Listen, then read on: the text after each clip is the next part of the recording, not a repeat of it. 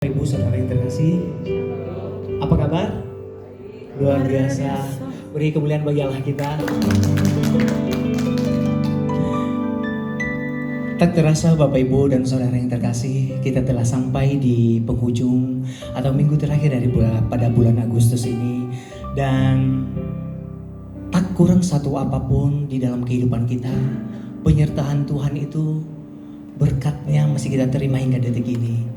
Berkatnya yang luar biasa itu nafas kehidupan yang boleh kita hirup hingga detik ini, itu adalah anugerah terbesarnya. Ada amin saudaraku? Haleluya.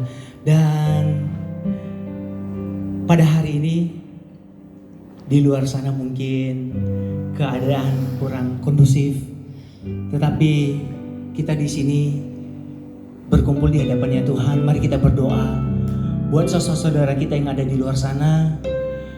Dan bagi bangsa Indonesia ini, mari kita doakan agar kiranya bangsa kita ini dilimpahi oleh kasih, damai, dan sukacita daripada Allah.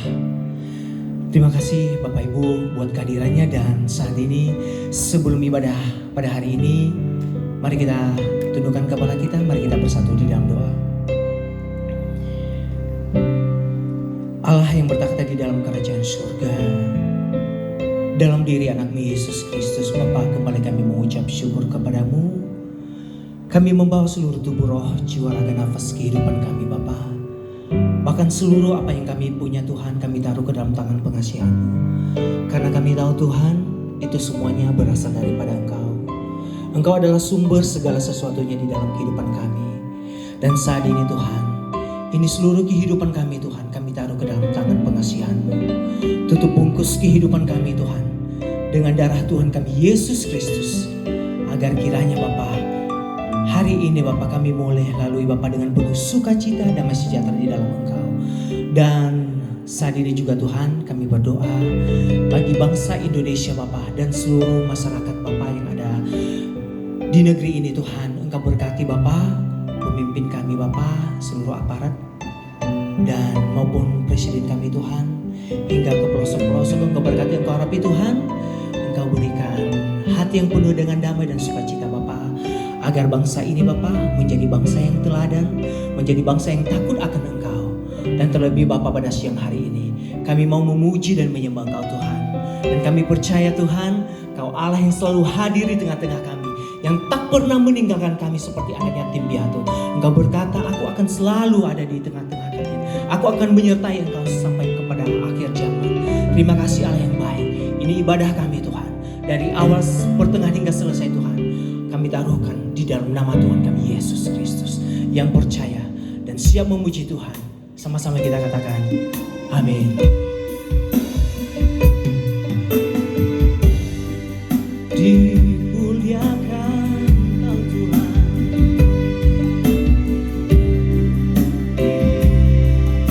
dikuduskan.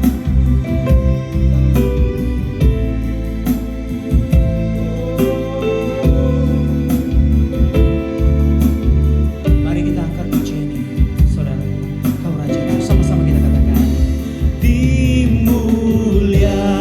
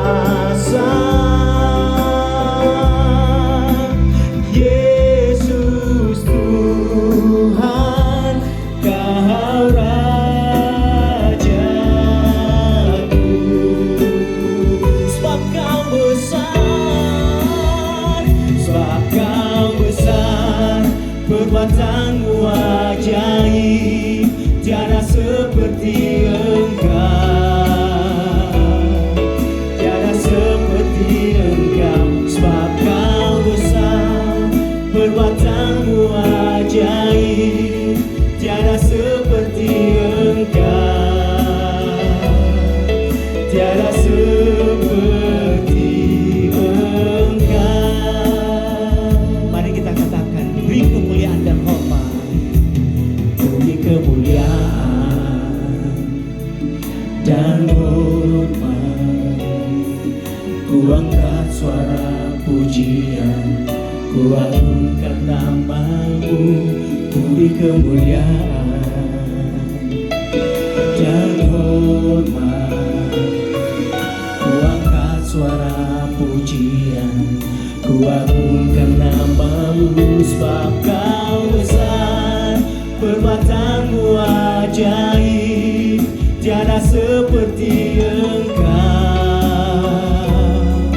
tiada seperti Engkau, sebab Kau besar, perbuatan-Mu ajaib, tiada seperti Engkau, tiada seperti Engkau. Mari kita angkat pujian ini Bapak Ibu dari awal, sama-sama kita katakan, beri kemuliaan dan hormat. Ku angkat suara pujian, ku agungkan nama-Mu, beri kemuliaan dan hormat. Ku angkat suara pujian, ku agungkan nama-Mu, sebab Kau besar, perbuatan-Mu ajaib, tiada seperti Engkau, tiada seperti Engkau, sebab Kau besar, perbuatan-Mu ajaib, tiada seperti Engkau, tiada seperti Engkau. Besar, perbuatan-Mu ajaib, tiada seperti Engkau, tiada seperti Engkau, sebab Kau besar, perbuatan-Mu ajaib, tiada seperti Engkau, tiada seperti Engkau. Katakan Hosana, Hosana in the highest. Let our King be lifted up. Hosana,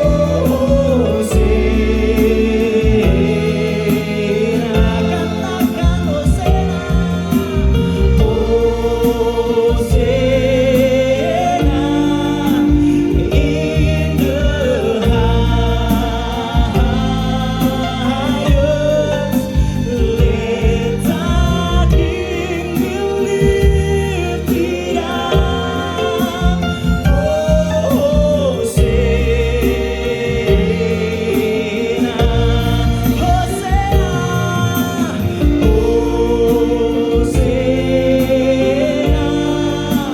in the highest. Let our King be lifted up. Hosana,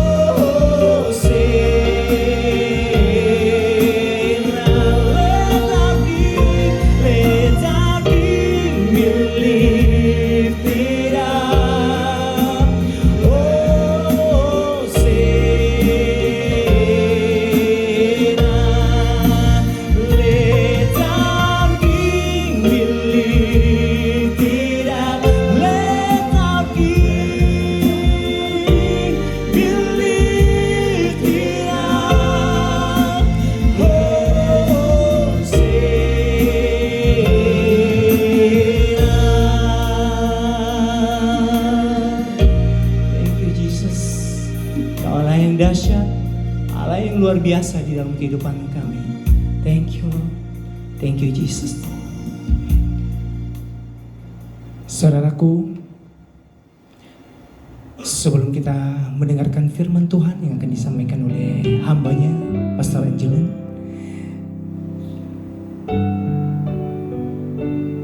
begitu dahsyatnya kasih Tuhan yang telah kita terima hingga detik ini. kita hidup sampai saat ini, itu bukan karena kuat hebat gagahnya kita. Bukan karena jabatan yang kita punya Bapak Ibu, atau dengan harta sekalipun. Tetapi itu semua oleh karena kasih dan anugerah Tuhan yang boleh kita terima hingga detik ini. Dan saat ini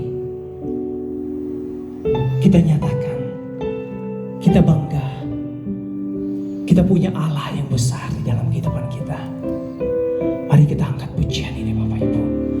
Tuhan yang besar.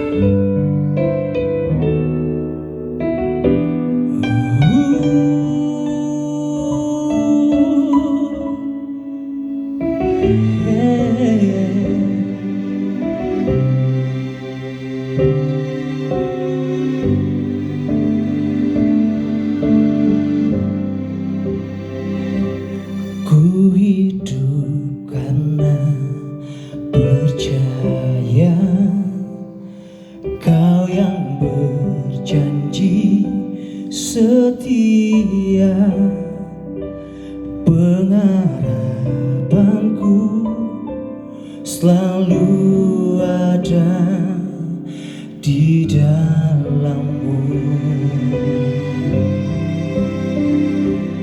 Ku tidak akan menyerah meski dalam kesesakan, seluruh hidupku dalam genggaman-Mu. Aku punya Tuhan yang besar, yang telah berjanji dan sanggup menggenapi imanku, bersepakat percaya kuasa-Nya. Ku terima sekarang kemenangan dari-Mu. Bapak Ibu Saudara yang terkasih, mari kita angkat puji ini dari awal. Saya undang untuk bangkit berdiri.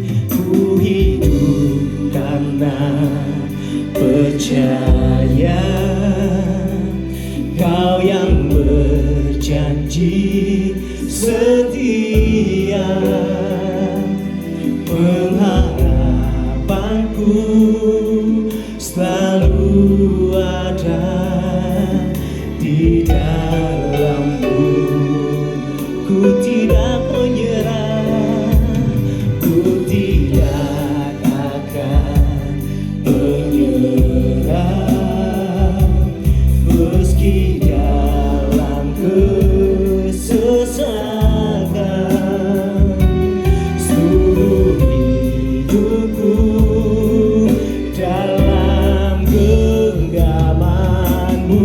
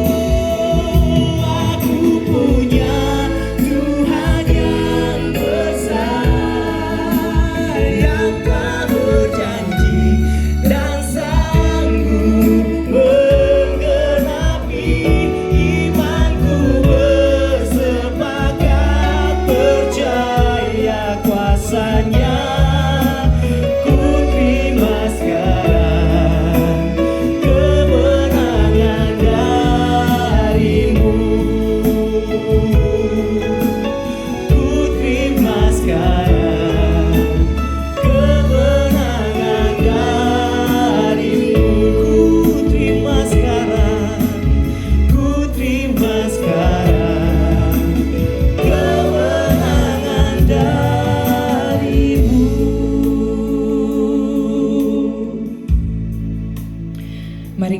tundukkan kepala, kita berdoa. Bapa di sorga, mengucap syukur kami siang ini boleh berkumpul. Kami sadar Tuhan memanggil kami. Dan Tuhan sudah menyiapkan sebuah pesan yang penting buat kami. Kami teringat untuk orang-orang yang di luar sana, kiranya Tuhan sendiri yang berdaulat dan memimpin. Kami sekarang ada yang dalam ruangan ini, kiranya Tuhan menolong kami, buka hati dan pikiran kami, untuk kami boleh mendengar firman Tuhan. Ini doa kami Tuhan, pimpin setiap kami. Hanya di dalam nama Tuhan Yesus kami berdoa. Amin. Silakan duduk. Selamat siang, shalom. Saya boleh minta maju ke depan gak ya? Kayaknya jauh banget gitu.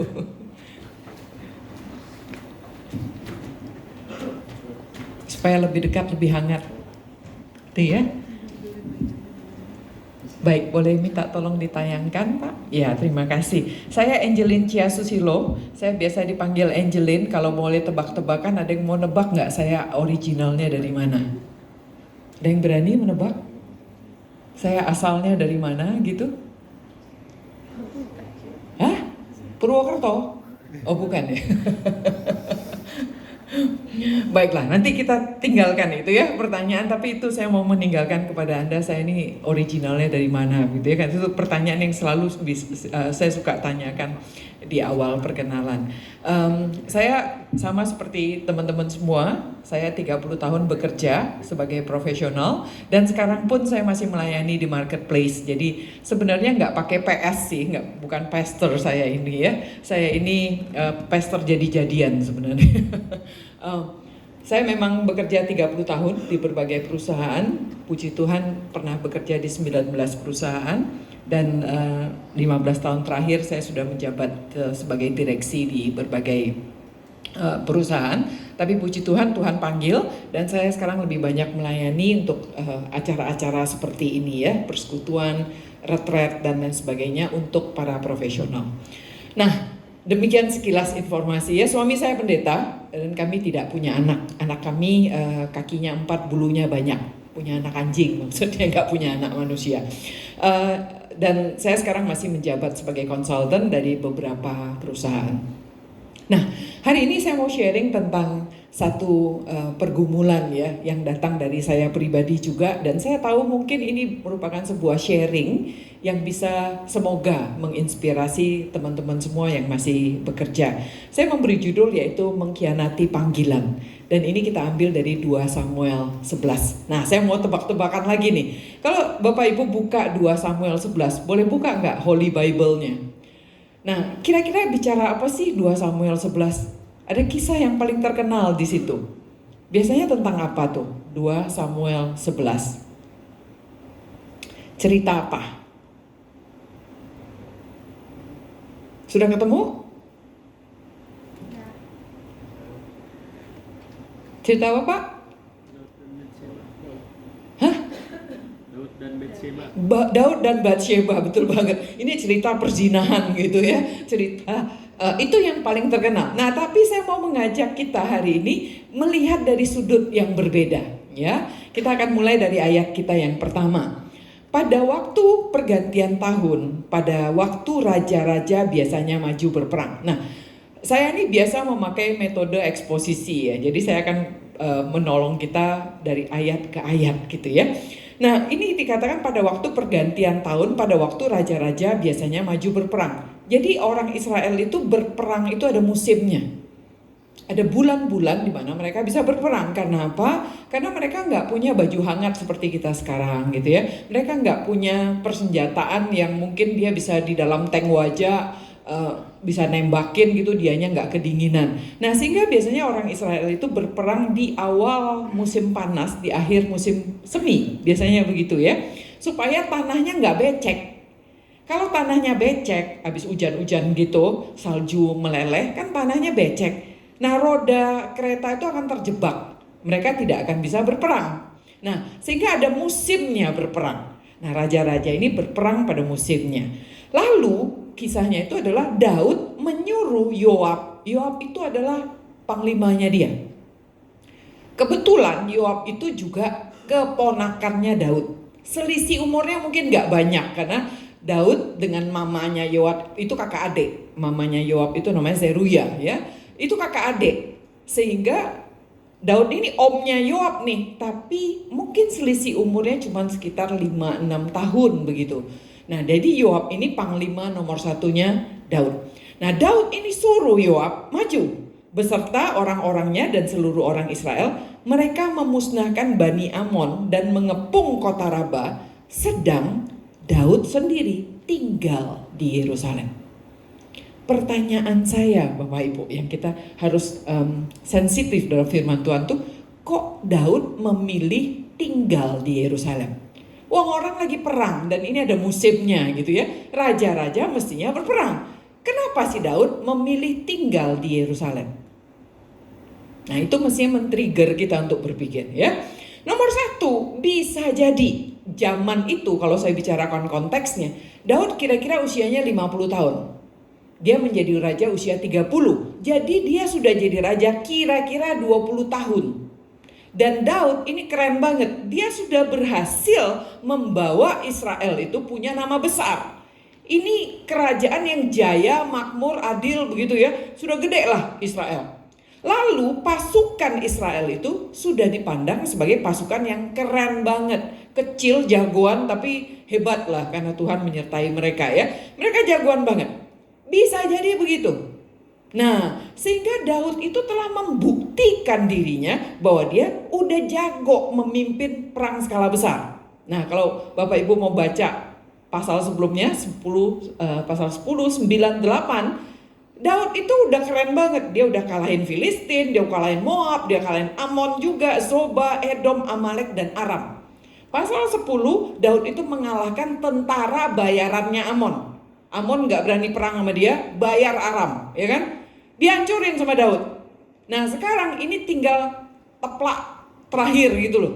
Jadi dia bilang, udahlah, si Yoab aja dah, begitu ya. Sehingga dia merasa mungkin gak perlu berperang, sudah Yoab saja deh yang perang. Ini cuma tinggal jetekin si Amon, mati kok gitu. Tetapi kelakuan Daud ini jelas menentang panggilan utama dia sebagai Raja Israel. Itu ada Bapak Ibu ya di 1 Samuel 9 ayat 16. Tuhan jelas memanggil Raja Israel adalah membebaskan Israel dari musuh-musuhnya. Jadi ini tugasnya Daud bukan? Iya kan? Pertanyaan saya, ini saya banyak bertanya ya. Pertanyaan saya adalah, kok Yoab diam aja? Nah, saya mau mengambil kisah ini dari sudut pandang ini sekarang ya. Jadi bukan kita fokus ke Daud dan Batshebanya, tapi saya mau fokus, kok Yoab diam aja ya? Bosnya suruh, kayak kita sekarang ya. Kita kan tahu, bos, mestinya lu turun perang dong. Kita lagi rame nih, lagi susah nih, turun dong perang. Bosnya bilang, lu aja yang maju. Mestinya kita jadi anak buah, mestinya bagaimana? Bos, turun dong ya, serius nih. Kagak gitu ya. Jadi saya mengutip dari sebuah quotation yang mengatakan gini, use your voice to own what's happening. Gunakan suaramu kalau engkau prihatin.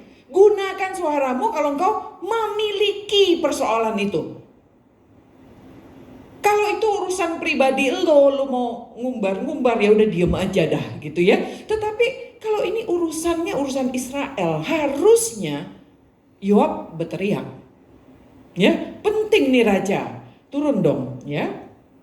Nah, lalu kita lanjutkan. Nah, ini gara-gara Daud tidak berperang nih ya. Sekali peristiwa pada waktu petang ketika Daud bangun dari tempat perbaringannya. Perhatikan di sini teman-teman. Dia tidur kapan? Waktu petang, bukan waktu pagi. Waktu petang. Ya elah, tidur di waktu petang. Ketika Daud bangun dari perbaringannya, lalu jalan-jalan di soto istana, tampak kepadanya dari atas soto itu seorang perempuan sedang mandi. Perempuan itu sangat elok rupanya. Itu artinya teman-teman, ini lagi ngelihat ngelihat ada perempuan mandi, bukannya memalingkan wajah gitu ya. Dia malah melototin sampai tahu perempuan itu sangat elok rupanya. Jadi cari perkara nih si Daud ya. Lalu Daud menyuruh orang kepada bertanya tentang perempuan itu dan orang berkata, ini pada salah satu bujangnya mungkin ya. Dan orang itu bilang itu Batsheba binti Eliam, istri Uria orang Het itu. Ada dua nama lelaki yang disebut di sini. Satu bapaknya perempuan itu, satu suaminya perempuan itu. Nah, buat kita tahu Eliam itu adalah orang dekatnya Daud, ya. Makanya rumahnya di sekelilingnya Daud, di sekeliling istana itu ring satunya Daud. Jadi Daud kira-kira kenal nggak? Kalau orang tuh bilang itu loh anaknya Batsheba binti Eliam, kira-kira dia mengharapkan Daud kenal nggak sama Eliam? Pasti. Ya kalau enggak kan nggak usah disebut gitu ya. Itu anaknya siapalah gitu ya, tentaramu gitu kan, enggak. Dia menyebut nama, tentunya Daud kenal Eliam. Dan tentunya Daud tahu siapa Uria. Uria itu salah satu prajurit Daud nomor 30 ya. Jadi dia punya top 30 warriors gitu ya. Salah satunya Uria. Nah, tapi nafsu, namanya juga udah nafsu ya. Jadi sesudah itu Daud menyuruh orang mengambil dia. Perempuan itu datang kepadanya, lalu Daud tidur dengan dia. Dan perempuan itu baru selesai membersihkan diri dari kenajisan, selesai menstruasi, artinya mereka kemudian pulanglah perempuan itu ke rumahnya. Sehingga terjadilah, lalu mengandunglah perempuan itu dan disuruh orang kasih tahu Daud. Daud, aku mengandung. Kenapa perempuan itu perlu kasih tahu Daud? Karena suaminya lagi berperang. Lah kalau suami lagi berperang, tiba-tiba nih perempuan hamil, apa yang terjadi dalam budaya konteks waktu itu? Dirajam dia, mati dia. Nah untuk itu, ini kan perbuatannya Daud nih. Dia mesti kasih tahu sama Daud. Nah, tapi kita lihat apa perangainya si Daud ya. Lalu Daud menyuruh orang kepada Yoab, lalu mengatakan suruh Uria orang Het itu datang kepadaku. Maka Yoab menyuruh Uria menghadap Daud. Pertanyaan saya lagi, Uria itu apanya Yoab? Anak buahnya bukan? Kok Yoab diem aja? Coba kalau anak buah Anda dipanggil sang bos gitu, nanya kek gitu ya, bos, kenapa panggil anak buah? Kami lagi perang nih bos. Ini lagi ketemu orang Amon nih. Saya butuh Uria nih, prajurit hebat nih. Prajurit 30-nya saya nih, jagoan saya nih. Kok dipanggil? Nanya kek. Enggak tuh, Yoab diam saja. Mengapa Yoab diam saja ya? Jadi kembali, gunakan suaramu kalau engkau prihatin. Nah kita nggak ngelihat Yoab prihatin dalam hal ini ya. Nah ketika Uria masuk menghadap dia, ketemu Daud, bertanya nih Daud pura-pura ya, jadi manipulator Daud. Dia tanya tentang keadaan Yoab, padahal dia suruh siapa yang suruh Uria datang ke sana?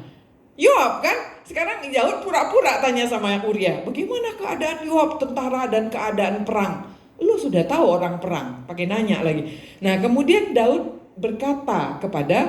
berkatalah Daud kepada Uria, pergilah ke rumahmu, basuhlah kakimu. Dan maksudnya Daud tentunya gini, dia ngapus dosa nih. Kalau Uria pulang ke rumahnya dan tidur sama istrinya, dan istrinya mengandung, wajar nggak? Jadi Daud bisa cuci tangan kan? Bukan salah gue dong kan gitu, kan suaminya sempat pulang kan gitu kan? Nah itu otaknya si Daud nih, pergi ke rumah basuh kaki katanya. Lalu Uria keluar dari istana, Daud mikirnya jauh, maka orang menyusul dia bawa hadiah raja. Ini Daud otaknya gini nih, ini orang kan baru pulang perang, dia suruh pulang, dia kasih hadiah supaya orang tuh punya alasan pulang gitu loh. Biasanya bapak-bapak kalau pulang ke rumah nggak bawa oleh-oleh untuk istri kan, dicebetutin kan. Nah ini si Daud sampai nyiapin hadiah supaya dia pulang, wah welcome begitu kan sama si istri kan, karena sudah ada hadiahnya. Otaknya Daud sudah sampai ke sana. Tetapi Uria membaringkan diri di depan pintu istana bersama-sama hamba tuannya, tidak pergi ke rumahnya. Lalu diberitahukan kepada Daud demikian. Uria nggak pergi loh ke rumahnya. Lalu berkata Daud kepada Uria, bukankah engkau baru pulang dari perjalanan? Ini kembali manipulator, ya, mengecilkan perang. Dan dia bilang, lu kan baru pulang dari jauh, padahal ini orang lagi perang nih, lagi dicabut dari tugasnya. Tapi Daud membenarkan dirinya untuk mengatakan, kan baru dari perjalanan jauh, nggak apa-apa lah. Mengapa kamu tidak pergi ke rumahmu? Nah, tetapi ini penulis lagi mengkontraskan kita antara Daud yang atasan, yang raja, yang seharusnya belain anak buah, sekarang menjadi atasan yang manipulasi kepada anak buah kita. Ya, nah Uria berkata kepada Daud, tabut. Nah, tabut ini di sini menunjukkan prioritas Uria. Tabut, dia ingat tabut Tuhan itu ada di kemah. Prioritas hidupnya adalah melayani Tuhan. Lalu dia katakan, serta orang Israel dan orang Yehuda diam dalam pondok kemah, juga tuanku Yoab. Kira-kira Uria hormat gak sama Yoab? Ingat gak dia bahwa dia lagi dipanggil ke istana, sementara Yoab lagi berperang di lapangan sana. Dia ingat sama bosnya. Dan dia ingat sama teman-temannya, ini solider banget gitu ya terhadap teman-temannya. Dan dia bilang, masa aku pulang ke rumahku, makan, minum, dan tidur dengan istriku demi hidupmu dan demi nyawamu. Aku tidak akan melakukan hal itu. Penulis lagi mengkontraskan, Daud yang seharusnya melindungi itu anak buah, sekarang anak buahnya yang lindungin dia. Anak buahnya yang belain dia. Terbalik ini ya, yang mestinya dalam kehidupan kita suka begitu nggak teman-teman? Kalau kita kerja ya, sering kita dikorbankan sama bos kita ya. Ini nggak ada yang bos di sini kan? Kan begitu ya, sering kita merasa kita tuh dikorbankan. Nah, yang kedua, si Uria ini menunjukkan ketaatannya pada peraturan militer yang Daud bikin. Daud pernah bikin sebuah peraturan bahwa kalau kamu lagi berperang, kamu nggak boleh dekat-dekat sama perempuan. Intinya gitu ya, nggak boleh bersetubuh dengan istrimu, kira-kira gitu. Dan Uria mematuhi hal itu. Sementara yang bikin aturan berzina. Nah, ini ekstrimnya begitu ya. Itu yang kita lihat dari situ. Nah, lalu kata Daud kepada Uria, tinggallah hari ini di sini. Besok aku akan melepas engkau pergi. Jadi ditahan 1 hari lagi ya. Jadi Uria tinggal di Yerusalem pada hari itu. Keesokan harinya, apa iya Daud melepas dia pergi? Daud kembali melanggar janjinya. Manipulator nih Daud ya. Dia udah bilang kan, besok kamu kembali. Enggak, keesokan harinya Daud memanggil dia untuk makan dan minum dengan dia. Dan Daud membuatnya mabuk. Pada waktu malam keluarlah Uria untuk berbaring tidur di tempat tidurnya bersama-sama hamba-hamba tuannya. Dia tidak pergi ke rumahnya. Hebat dia Uria ya.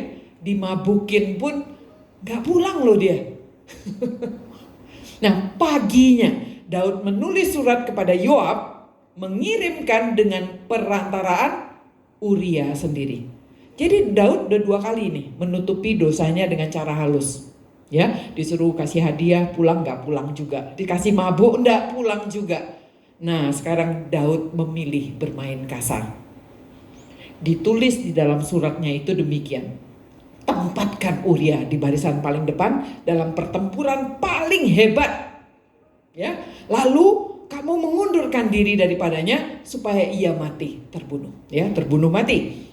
Jadi yang harus kita lihat di sini ekstrimnya, ini penulis lagi mengkontraskan ya. Melalui surat tersegel yang ditaruh di tangannya Uria sendiri, Daud memerintahkan Yoab habisi Uria. Tapi pakai tangan musuh dalam peperangan. Jangan pakai tangan lu ya Yoab, pakai tangan musuh. Otaknya Daud itu pintar banget. Dia kerjain si Uria begitu ya. Nah, ironisnya adalah Daud itu memerintahkan Uria. Dia tahu persis ini prajurit nggak bakal nyontek gitu surat, nggak bakal dikepek gitu loh, nggak bakal diintip isinya apa. Saking Uria itu berintegritas, dan Uria pegang surat itu.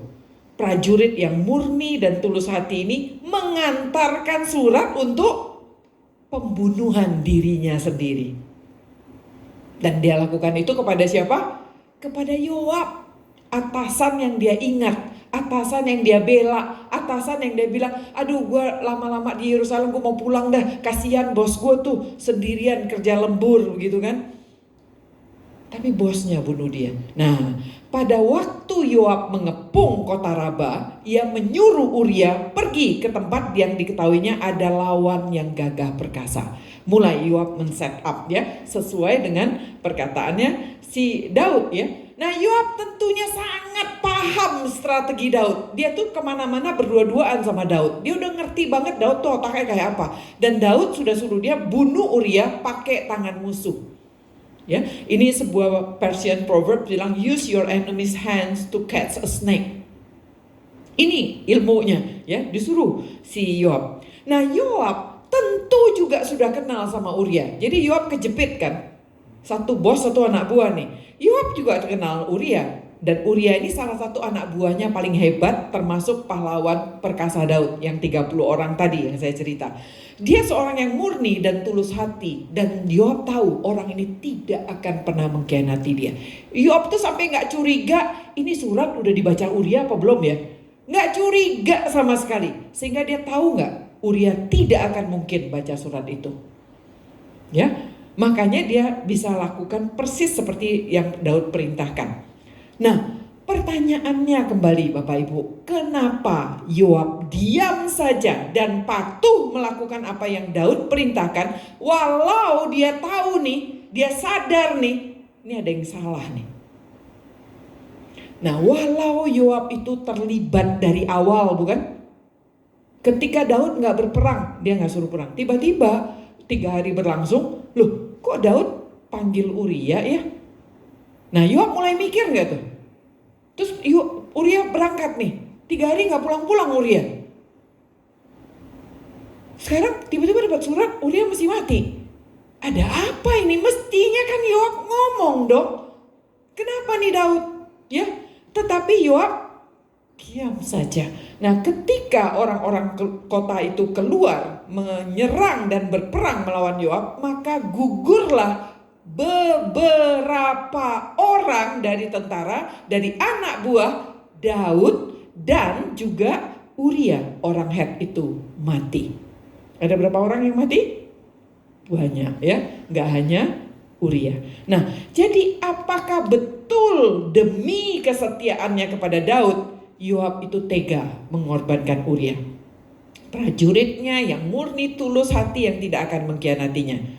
Ini tragis saudara-saudara. Karena dalam prakteknya Yoab tidak sepenuhnya dapat mengikuti perintah Daud dengan tepat. Mengapa? Karena kalau dia tempatkan Uria di barisan paling depan dan kemudian dia tarik seluruh pasukannya ke belakang sehingga Uria mati sendirian, tindakan itu adalah tindakan pengkhianatan terang-terangan, bukan? Yoab gimana jelasinnya kepada seluruh pasukannya yang lain? Nggak bisa jelasin kan? Kalau dia betul-betul taruh Uria mati sendirian begitu, terus semua mundur ya. Ya teman-temannya nanya, gila lu kenapa sih lu tarik semuanya? Berarti kamu memang sasarkan Uria sendirian dong. Nah Yoab kan nggak akan bisa jawab sebagai pemimpin. Ya, terang-terangan mengkhianati. Nah untuk itu Yoab harus menyusun strategi lain yang lebih tersamar. Yang mau tidak mau mengorbankan beberapa prajurit lainnya, tidak hanya Uria seorang. Dalam hal ini pun, mengapa Yoab diam saja? Nah, saya mau mengajak Bapak Ibu semua, teman-teman diskusi sebentar ya. Sama sebelahnya boleh. Sebentar aja. Mengapa Yoab diam saja? Nomor 1, ketika Daud menyuruh Yoab maju berperang tanpa dirinya, diam ya kan? Yang kedua, ketika Daud memerintahkan Yoab, suruh nih Uria datang kemari. Kan anak buah lo, tanya kek gitu ya, kok diam aja? Yang ketiga, ketika Uria tidak kembali beberapa hari, engkau kan lagi perang, aku kan butuh si Uria. Kenapa lu diam aja? Yang keempat, ketika Uria kembali dengan surat perintah untuk bunuh dirinya, kok diam aja? Dan kelima, ketika Yoab itu sadar sebenarnya disuruh bunuh Uria, dalam implementasinya mengeksekusi Uria pasti akan mengorbankan lebih banyak orang lagi. Harusnya Yoab protes. Ini kan anak buah kita kan lagi perang, kok dikorbanin sih? Nah, coba diskusi sebentar aja. Apa yang Yoab pikir? Dan apa tujuannya Yoab? Coba diskusi sebentar. Apa kira-kira yang ada di benak Yoab? Dan apa sebenarnya tujuannya? Kenapa dia diam aja?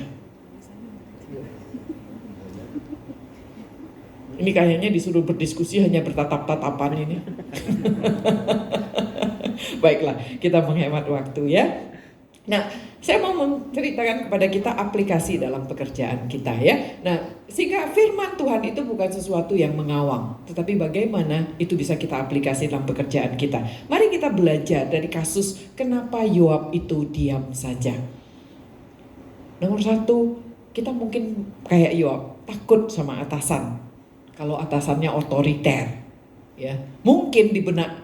Tapi ini mungkin bukan ya, karena dia tahu Daud sih. Tapi cobalah kita pikirnya, seandainya ada atasan yang sangat otoriter, kita takut setengah mati. Tapi kita sebenarnya juga pengecut, kita beraninya sama anak buah.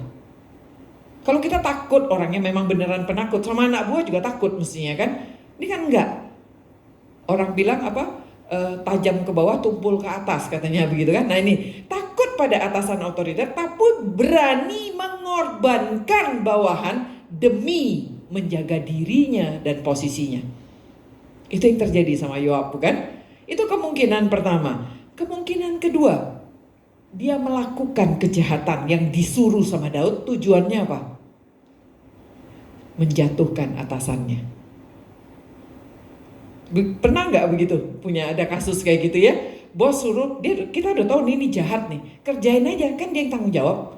Biarin dia ntar kena pecat kok, syukur-syukur out, kan begitu ya. Jadi kita melakukan suatu kejahatan dengan tujuan jatuhin atasan. Suatu waktu nanti aku akan gantikan Daud. Ya, bisa jadi Yoab begitu, ngapa dia diam? Dia tahu kok itu salah. Yang ketiga, dia tahu ini rahasia. Karena dari awal dia terlibat. Ya, tiba-tiba Daud suruh datang, ini Uria dibunuh. Nanti berapa minggu kemudian Daud minggu berikutnya nikah kan si Daud sama si Batsheba kan? Nah, Yoab bisa nyambungin nggak di otaknya? Nyambung. Apa ini? Ya, dia pegang rahasia atasannya. Ya, dan itu bisa menjadi blackmailnya dia. Dia bisa kendalikan atasannya, dan itu yang terjadi. Daud tidak pernah menegur Yoab. Walaupun Yoab itu salah. Kalau Bapak Ibu terusin baca kisahnya Yoab dan Daud ya, Yoab gede kepala. Yoab bisa marahin Daud loh. Dan Daud tidak pernah menegur Yoab. Tapi Daud benci sama Yoab, benci banget. Tapi kalah Daud karena rahasianya dipegang sama Yoab. Akhirnya kalau loncat sedikit, yang bunuh Yoab itu adalah Salomo. Daud perintahkan sama Salomo. Waktu Daud mau mati, dia titip warisan, titip pesan sama Salomo. Jangan biarkan orang itu mati dengan tidak berdarah. Dendam kesumat Daud sama dia. Tetapi rahasia Daud dipegang sama Yoab. Karena demi kepentingan dirinya Yoab. Nah sehingga yang saya mau wanti-wanti teman-temanku sekalian adalah akibatnya. Ketika Yoab diam saja, dosa itu berlipat ganda. Nomor satu, Daud menjadi malas. Dia merampas, dia berzina, dia manipulasi. Dia bahkan melakukan pembunuhan terencana. Karena Yoab diam saja. Yang kedua, Uria mati. Dan tidak hanya Uria, beberapa pasukan Israel lain mati. Dan yang ketiga, Daud menerima hukuman Tuhan. Gara-gara Yoab diam saja. Dan kerajaan Israel makin merosot sejak saat itu. Ya. Nah slide terakhir kita adalah, saya ingetin Bapak Ibu. Siapapun kita dalam kisah ini ya. Mungkin kita Uria, mungkin kita Yoab, mungkin kita Daud ya. Kita punya pilihan. Ketika engkau berada pada situasi yang kompleks, yang pelik. Nomor satu, datang sama Tuhan. Kalau engkau jadi Yoab, mesti engkau datang sama Tuhan. Engkau berani untuk minta pertolongan Tuhan, minta hikmat Tuhan.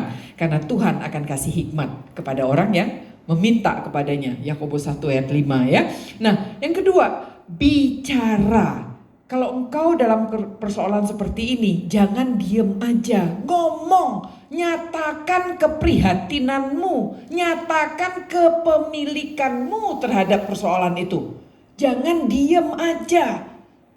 Ya, saya orang marketing, saya kerja di marketing 30 tahun. Lebih baik over communication than lack of communication. Ya, monggo mau ngomong gue cerewet, nggak apa-apa gitu ya. Lebih baik kita berkomunikasi, tunjukkan kita prihatin, tunjukkan kita punya kepemilikan. Nah, nomor 3 ini penting, yaitu jangan membatasi diri hanya seolah ada 2 pilihan ekstrim. Ini hobinya kita nih, ya. Kalau dalam keadaan kejepit, kita langsung bilang ini kan buah simalakama, dimakan mak mati, nggak dimakan bapak mati. Kita bilang begitu kan, padahal nggak begitu.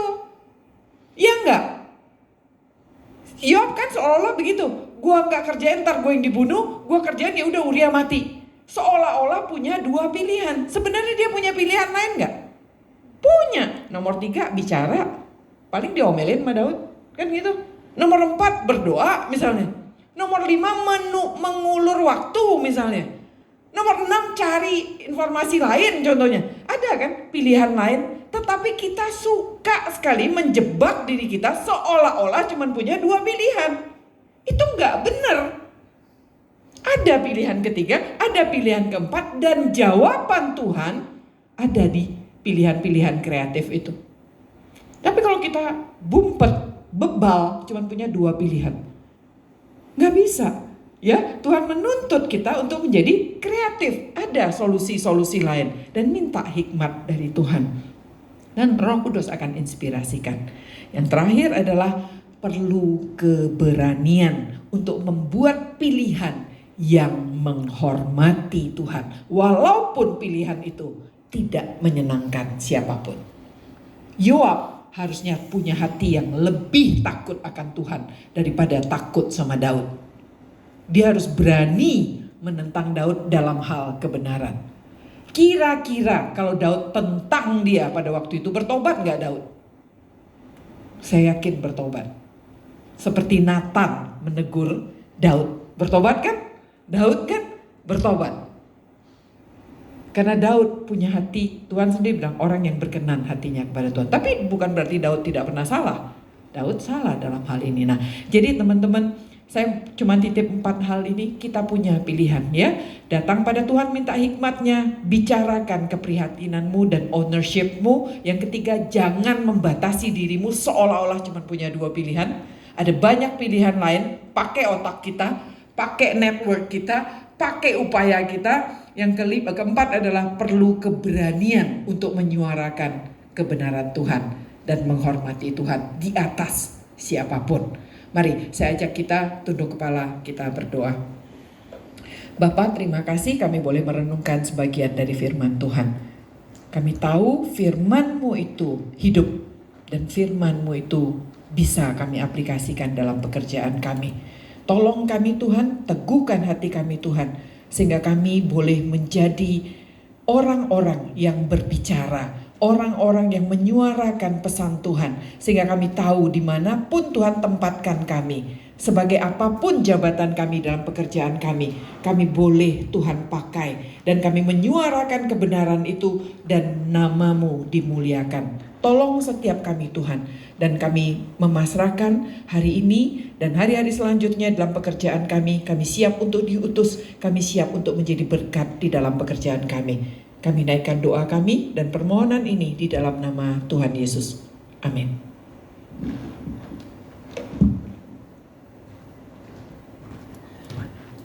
Puji syukur atas firman Tuhan yang disampaikan oleh hambanya kepada kita pada hari ini.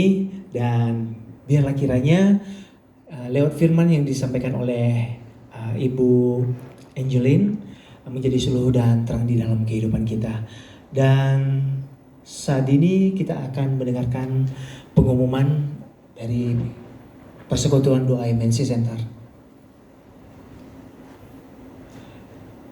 Yang pertama, pengumuman 5 September 2025, perayaan Ekaristi Jumat pertama ditiadakan berhubung hari libur Maulid Nabi.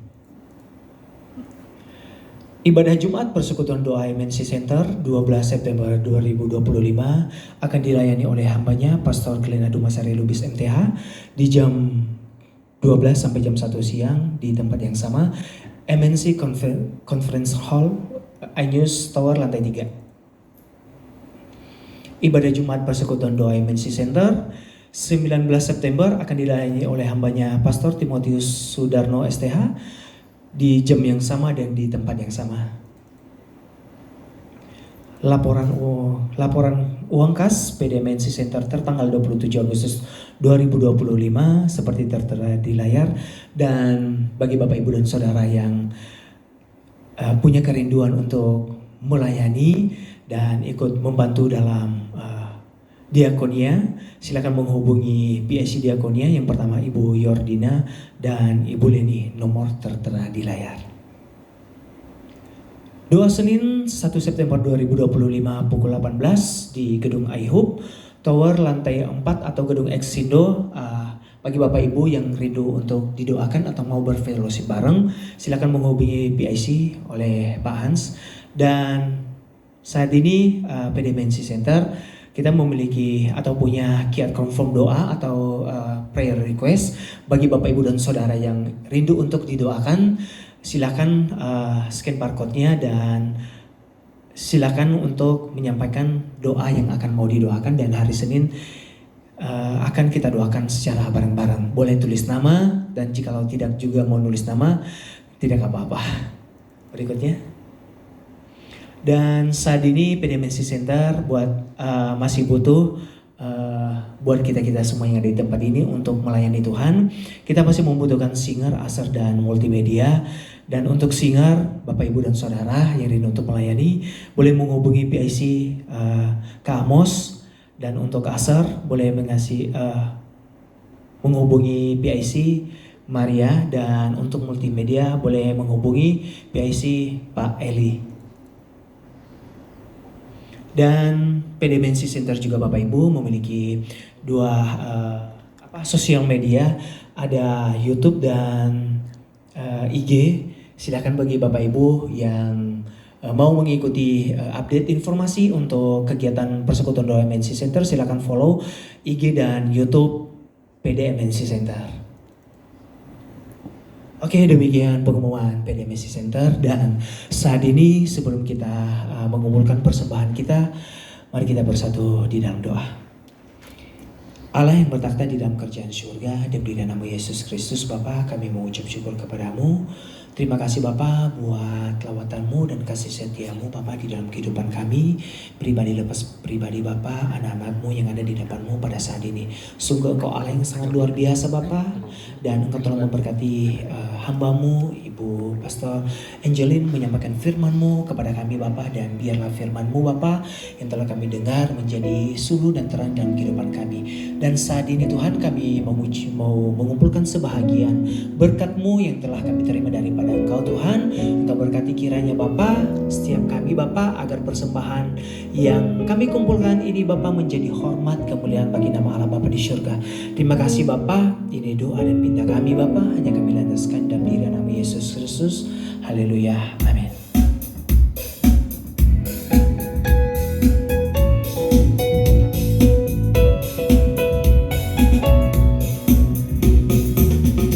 Kecaplah dan lihatlah betapa baiknya Tuhan itu. Rasakan dan nikmati kasih setia Tuhan, kasih setia Tuhan. Syukur bagimu Tuhan, segala hormat bagimu Tuhan.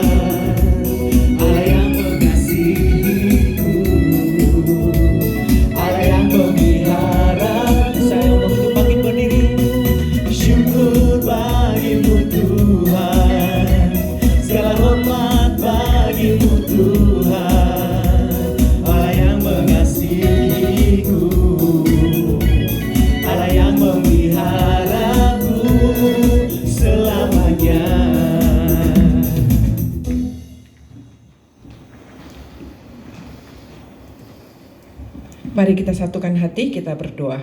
Bapa di sorga, mengucap syukur Tuhan untuk firman Tuhan, mengucap syukur untuk pujian yang boleh kami naikkan. Bapa, kami mau menyatukan hati kami, kiranya Tuhan mau menolong perusahaan ini, MNC Group, kiranya boleh menjadi berkat di dalam setiap bidang yang boleh Tuhan percayakan ke dalam grup ini. Tuhan berkati, berikan hikmat kepada para pemimpin kami, sehingga mereka boleh mengambil pilihan-pilihan yang bijak, dan mereka boleh memuliakan Engkau di dalam setiap keputusan yang mereka ambil.